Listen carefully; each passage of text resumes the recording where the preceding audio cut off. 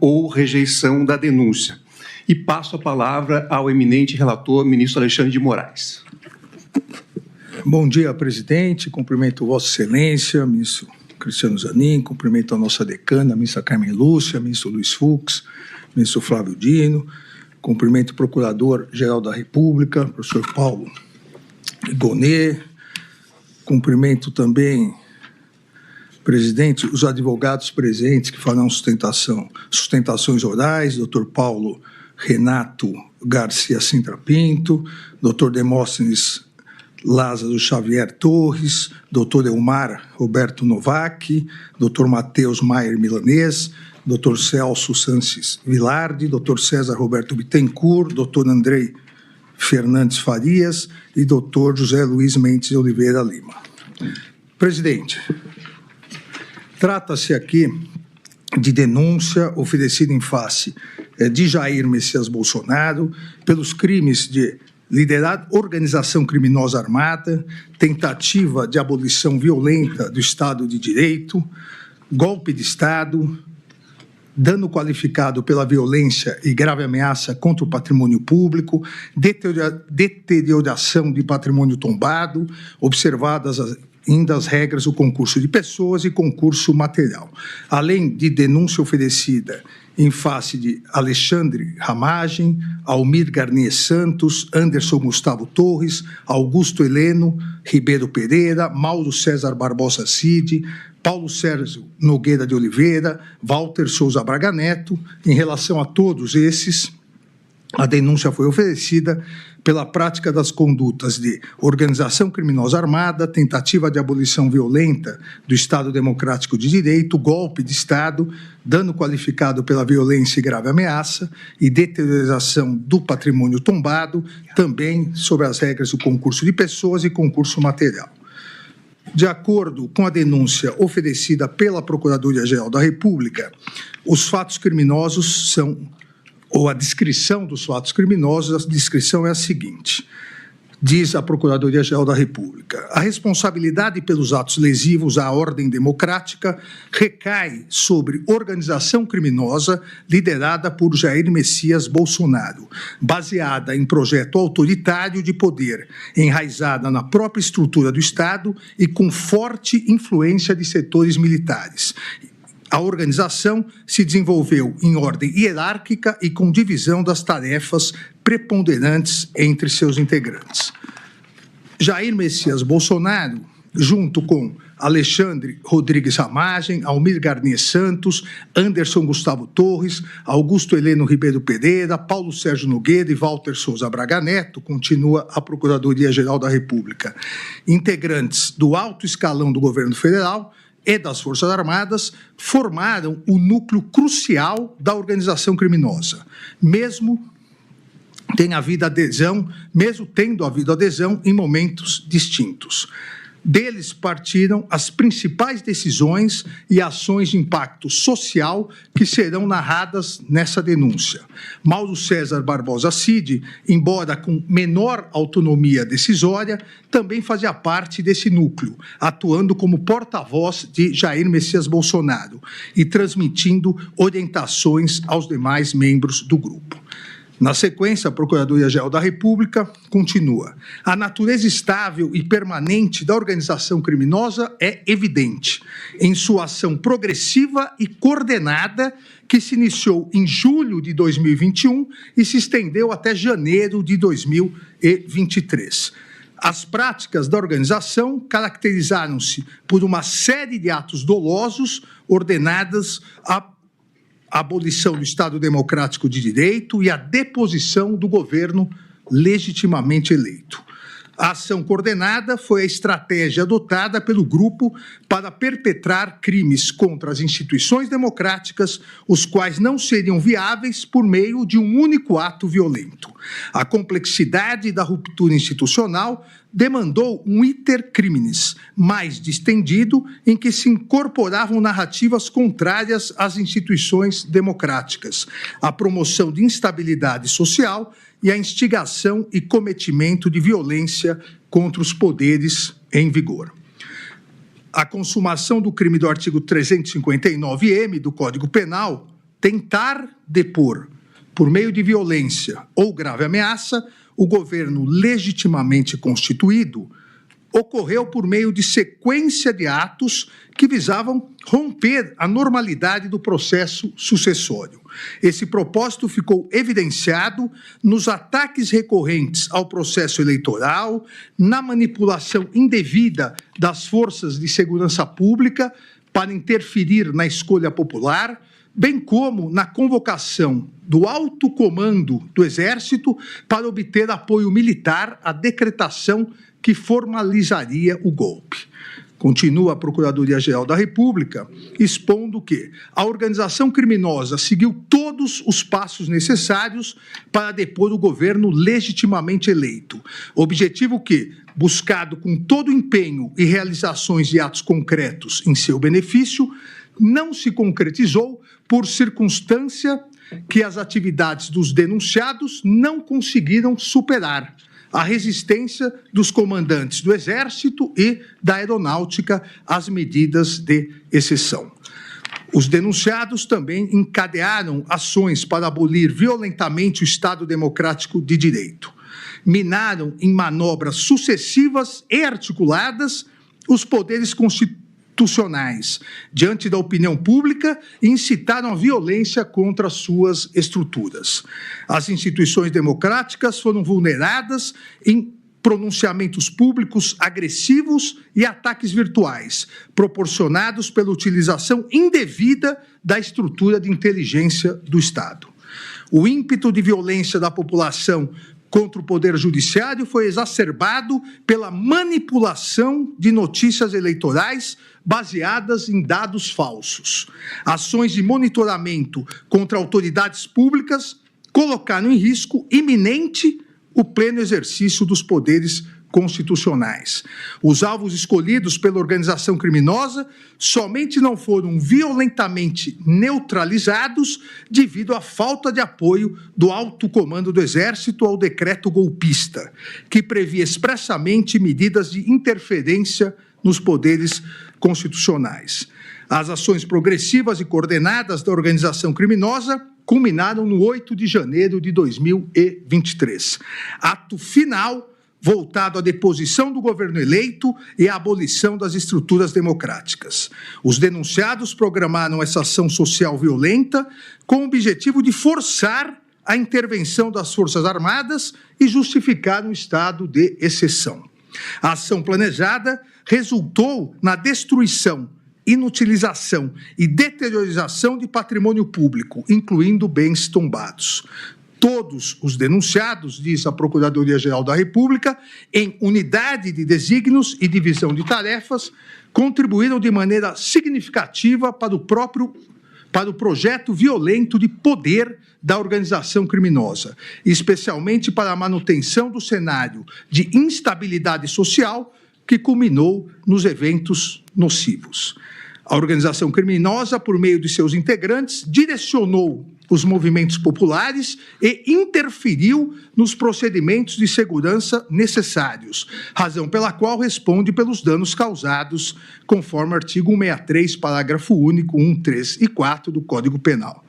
É importante, diz a Procuradoria-Geral da República, dar relevo a que os tipos penais dos artigos 359-L e 359-M do Código Penal referem-se a crimes de atentado, que prescindem do resultado naturalístico para se consumar.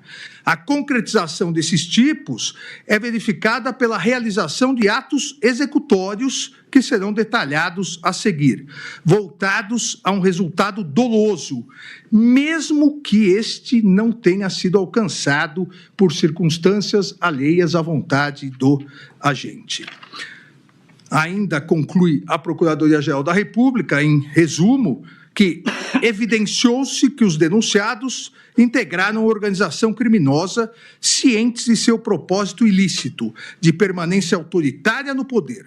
Em unidade de desígnios, dividiram-se em tarefas e atuaram de forma relevante para obter a ruptura violenta à ordem democrática e a deposição do governo legitimamente eleito, dando causa ainda aos eventos criminosos de 8 de janeiro de 2023, na Praça dos Três Poderes. A partir disso, a Procuradoria-Geral da República denunciou pelos crimes já descritos anteriormente no relatório. Ainda, presidente, na cota de oferecimento da denúncia, em 18 de fevereiro de 2025, há pedidos da Procuradoria, inclusive a concessão de acesso a todas as defesas de todas as provas utilizadas na denúncia, inclusive a colaboração premiada. Em 19 de 2 de 2025, determinei a notificação dos denunciados com cópias da denúncia da íntegra da colaboração premiada, uma vez que, mesmo a lei autorizando o sigilo da colaboração premiada até o momento do recebimento da denúncia, entendi por bem abrir o sigilo da colaboração premiada antes desse momento, para que todas as defesas pudessem, como fizeram, impugnar eventuais questões em relação à colaboração premiada. E, então, a notificação dos denunciados com cópias da denúncia, na íntegra da colaboração premiada e da decisão, e da minha decisão, para oferecimento de respostas no prazo de 15 dias, como determina expressamente o artigo 4º da Lei 8.038, de 1990, que rege os procedimentos nos tribunais superiores e no Supremo Tribunal Federal. Assim como já me adiantei, determinei o levantamento do sigilo da petição 11.767, no qual foi homologado o acordo de colaboração premiada, firmado entre a Polícia Federal e Mauro César Barbosa Cid. Na mesma data, ainda deferi o pedido da Procuradoria-Geral da República e autorizei a todas as defesas o amplo acesso aos elementos de prova já documentados nas PETs 11.108, 11.552, 11.781, 12.159, 12.732, para pleno conhecimento das investigações relacionadas a todos os denunciados. Determinei ainda que a Secretaria Judiciária disponibilizasse as referidas mídias e gravações no acompanhamento processual, da mesma maneira que foram disponibilizados todos os documentos. Todos os denunciados foram devidamente notificados, apresentaram suas defesas prévias. Em resumo, as principais teses apresentadas pela defesa foram impedimento, suspeição e ausência de imparcialidade deste ministro relator e dos ministros Cristiano Zanin e Flávio Dino. Essas teses foram apresentadas pelas defesas dos denunciados Anderson Gustavo Torres, Augusto Heleno Ribeiro Pereira e Paulo Sérgio Nogueira de Oliveira. Segunda tese, a incompetência do Supremo Tribunal Federal e, subsidiariamente, se não a incompetência do Supremo Tribunal Federal, a incompetência desta primeira turma, pleiteando o julgamento pelo plenário do Supremo Tribunal Federal. Essas teses defensivas foram apresentadas por Almir Garnier Santos, Anderson Gustavo Torres, Augusto Heleno Ribeiro Pereira, Jair Messias Bolsonaro, Paulo Sérgio Nogueira de Oliveira. Diversas nulidades que serão tratadas no momento adequado, como a ilegalidade na apresentação de resposta simultânea entre os acusados e o colaborador, ofensa ao princípio da indivisibilidade da ação penal, ausência de amplo e restrito acesso aos elementos de prova constante nos autos, existência de document dump, ilegalidade da decisão que determinou a instauração do inquérito 487, existência de prova ilícita e a chamada pesca probatória. Essas nulidades foram apresentadas em sua somatória pelas defesas de Augusto Heleno Ribeiro Pereira, Jair Messias Bolsonaro, Paulo Sérgio Nogueira de Oliveira, Walter Souza Braga Neto. Também foi apresentada a tese defensiva pela defesa de Jair Messias Bolsonaro de aplicação das regras do juízo de garantias ou algo semelhante nas ações penais originárias no âmbito desta Suprema Corte. As defesas de Jair Messias Bolsonaro e Walter Souza Braga Neto apresentaram, também como tese defensiva, a nulidade do acordo de colaboração premiada firmado entre a Polícia Federal e Mauro César Barbosa Cid. Por seu lado, a defesa de Mauro César Barbosa Cid apresentou o pedido de confirmação da validade da colaboração. Também pediram, na sequência, a inépcia da denúncia, todas as defesas, de Alexandre Ramage Rodrigues, Almir Garnier Santos, Anderson Gustavo Torres, Augusto Heleno Ribeiro Pereira, Jair Messias Bolsonaro, Paulo Sérgio Nogueira de Oliveira e Walter Souza Braga Neto. Também todas as defesas alegaram ausência de justa causa para o oferecimento da denúncia. Na sequência, presidente, eu especifico mais o que cada defesa justificou, fundamentou em relação a todos esses pontos, mas como os advogados estão aí, todos farão sustentações orais, eles poderão detalhar com melhor clareza esses pontos apresentados nas defesas. Quase todas as defesas apresentaram, menos uma, apresentaram testemunhas e três das defesas apresentaram documentos. Em virtude da apresentação desses documentos, nos termos do artigo 5º da Lei 8.038, quando apresentados documentos pelas defesas na defesa prévia, é necessário que a Procuradoria se manifeste sobre o que foi apresentado. E a Procuradoria foi devidamente intimada e se manifestou sobre as defesas prévias em 13/3/2025. Da mesma forma, presidente, como o excelentíssimo Procurador-Geral da República fará a sustentação oral, ele melhor explicará seu posicionamento sobre isso. Ainda, presidente, e é importante aqui ressaltar, durante esse procedimento, a partir do oferecimento da denúncia, as defesas apresentaram diversos requerimentos. Em 20/2/2025, a defesa do denunciado Jair Messias Bolsonaro requereu a suspensão e devolução do prazo até que a defesa tivesse acesso à integralidade da prova, a intimação da autoridade policial para que constatasse elementos angariados não foram fornecidos à defesa, devolução do prazo, suspensão do prazo, prazo de 83 dias, e subsidiariamente prazo em dobro. Indeferir o requerimento formulado pela defesa do denunciado Jair Messias Bolsonaro, uma vez, e consta no relatório aqui a íntegra da decisão, uma vez que o amplo e integral acesso aos elementos de prova já documentados e que foram utilizados pela Procuradoria-Geral da República no oferecimento da denúncia, já estava garantido a todas as defesas, bem como já havia autorizado excepcionalmente e antecipadamente, inclusive, o acesso à colaboração premiada. Indeferir os pedidos de concessão de prazo de 83 dias ou prazo em dobro, uma vez que não há previsão legal para tanto.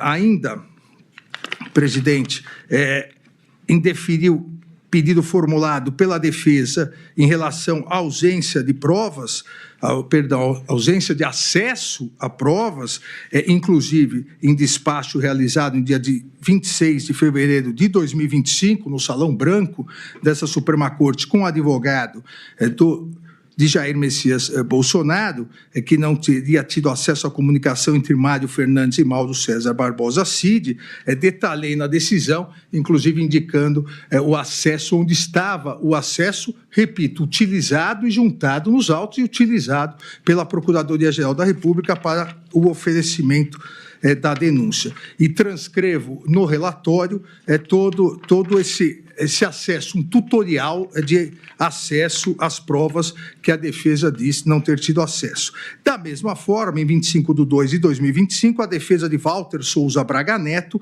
fez os mesmos requerimentos, tanto em relação a um suposto a inexistência de um suposto não acesso, não acessibilidade às provas, quanto de uma devolução do prazo ou prazo em dobro. Da mesma forma, com os mesmos fundamentos em deferir, consta no relatório detalhadamente as questões de indeferimento, que deixarei de ler, presidente, uma vez que essa é uma das teses defensivas e, no momento adequado, na votação, eu detalharei mais especificamente. As defesas de Jair Messias Bolsonaro e Walter Souza Braga Neto interpuseram agravo regimental contra as decisões de indeferimento, abrir vista aos autos para a Procuradoria-Geral da República, mas vamos decidir hoje essas questões. Em conclusão, presidente, em 13/3/2025, após a apresentação das respostas pelas defesas dos acusados, assim como a manifestação da Procuradoria-Geral da República, solicitei, nos termos do artigo 234 do Regimento Interno do Supremo Tribunal Federal, a Vossa Excelência, dia para julgamento presencial para deliberação sobre a denúncia oferecida pelo Procurador-Geral da República em face do denominado Núcleo 1, o núcleo da organização criminosa que, baseado em projeto autoritário, enraizada na estrutura do Estado e com forte influência de setores militares, com divisão de tarefas e com uma série de atos dolosos, visou a abolição do Estado democrático de direito e a deposição do governo legitimamente eleito. A denúncia oferecida em face de Alexandre Ramagem, Almir Garnier Santos, Anderson Gustavo Torres, Augusto Heleno Ribeiro, Jair Messias Bolsonaro, Mauro César Barbosa Cid, Paulo Sérgio Nogueira de Oliveira e Walter Souza Braga Neto. A presidência da primeira turma agendou as sessões extraordinárias